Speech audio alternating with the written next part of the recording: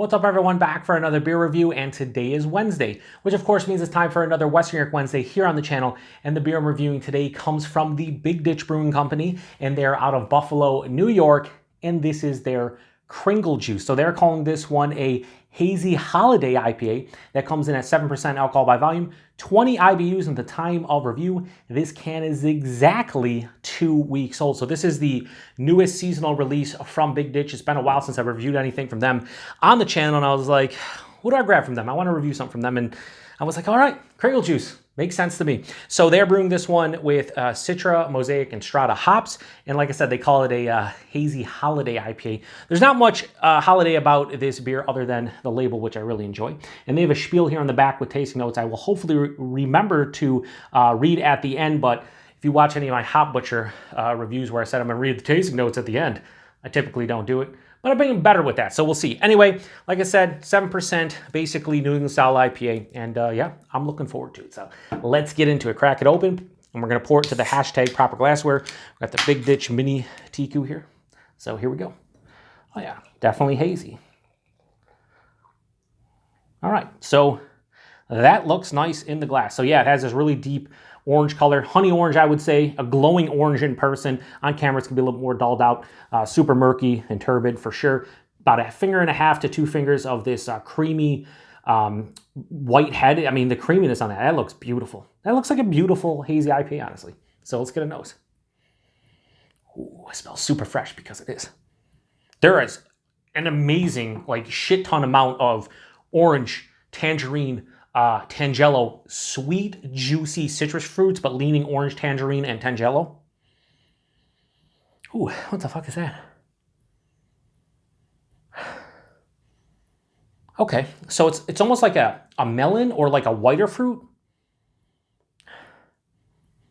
I want to say like a pear, and I get that occasionally. I've gotten that in some Hop Butcher beers before. But yeah, I would say like maybe a little bit of like a red apple. Yeah, but it's mostly citrus, and then a little bit of that stone fruit too, a little peach and apricot. Maybe a touch of a red berry as well. Man, for being 2 weeks old, this is just so aromatic. Like, it's punching me in my nostrils with a ton of intense citrus and stone fruit goodness. It smells sweet, it smells juicy. Maybe a touch, a very slight kiss, dollop, if you will, of like a herbaceousness. It's making my, oh, what the hell? Ooh, now I'm getting like overripened honeydew melon. This is fucking wild. Yeah, this smells awesome. This smells like a fruit bowl of awesomeness. It's just like if you had a fruit bowl in front of you and there was like 8 to 10 different fruits, yeah, probably getting at least 4 to 6 of them, I would say. Anyway, this smells awesome. Let's get into it. Cheers, everybody.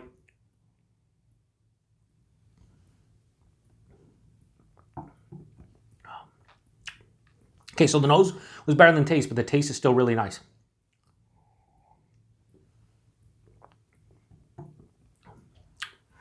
Body on this one for 7%, straight up medium body, really nice. The mouthfeel, this is one of the better mouthfeels I've had from Big Ditch, honestly. It has enough carbonation to let you know it's a beer, but man, is it soft and creamy. Yeah, great mouthfeel of this one. The taste, so a lot of that citrus fruit is carrying over to taste, but it's more of like the entire fruit itself. It's encompassing all parts of the fruit. Where in the nose, it was more like juicy and sweet flesh of those citrus fruits. And in the taste, it's that plus like the rind and the zest and the pith. It has a little bit of bitterness mixed in with that sweet, juicy component. So orange, tangerine, Tangelo right at the front of the palate. Mid-palate, I'm hit with like, I said over-ripened honeydew melon in the nose is more of like an under-ripened honeydew melon, like closer to the rind. A little bit of like an underripened peach and apricot. I feel like in the taste, like in the nose, everything was sweet, juicy type of fruit notes, and in the taste, it's more of like underripened fruit notes. So it kind of did a 180, but I'm not mad at it at all. It finishes with that slight herbaceousness, a little bit of dankness. It has a approaching moderate bitterness, a semi-dry kind of finish. So I was, again, thinking this was going to be a sweet, not like a super sweet, but a very sweet, juicy hop explosion of fruity goodness. And it turns out that it's not all that sweet. It's not all that juicy, but there is a ton of fruit here. It's just under-ripened to my palate. 7% does not drink like it outside of the body and mouthfeel. Like, I mean, drinking this one from a flavor standpoint, I would probably guess like 6.5, maybe 7. So I think it's appropriate. Man. So I think I prefer the nose more than the taste to this one. But I will say this. I think the taste is more drinkable. Like, if that nose would have carried over, it'd be one of those beers where it's like, will I be able to finish this 12-ounce can without it being cloying by the end? Maybe not. As it stands right now, easily going to be able to take this one down because it has that approaching moderate bitterness, that semi-dry finish. It's not too much of like the same sweet, fruity notes. Like it's broken up by the that under-ripened, like pithy, zesty kind of goodness. So pretty damn good. Still think the nose smelled better, but I think the drinkability is better in the glass. Regardless, I think this is a really well done, put together Hazy Holiday IPA, New England style IPA. I think it's really damn tasty. So I have no problems giving Kringle Juice from Big Ditch. I'm going to give that a high 4 out of 5. We're going to go 4.05 out of 5. Nice stuff. And the best part about Big Ditch is price and availability, at least here in the Western New York area. Price point, I think these are like $12 a 6-pack, maybe 13. That's a great value for something that's 7%. They're using Citra, Mosaic, and Strata.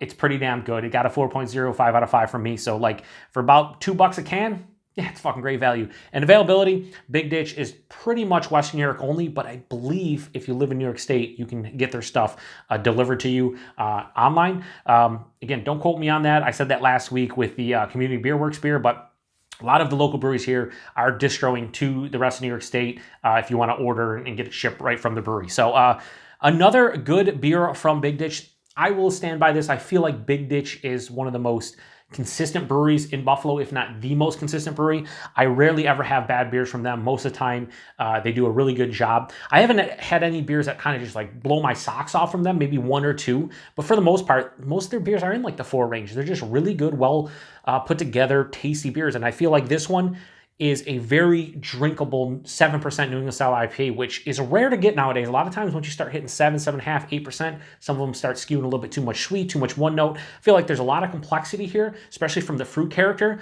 but it's so drinkable. It's like so easy. Like I'm reviewing this and this will probably go down in like 5 or 10 minutes off camera. So not much more to say. If you've had this one before, let me know what you think about it. Yeah, not much more to say. So, catch me next Wednesday for another Western New York Wednesday. We have another one from Community Beer Works. There's Spruce Springsteen, which is a black spruce tip IPA. I'm really looking forward to getting into that one. And hopefully everybody's having a very happy holiday season thus far. I think this fits the theme for like if you go to like a holiday party or something and you know people like IPAs, get this one. You won't break the bank and I think it'll make everybody happy. Anyway, to the next one. Cheers.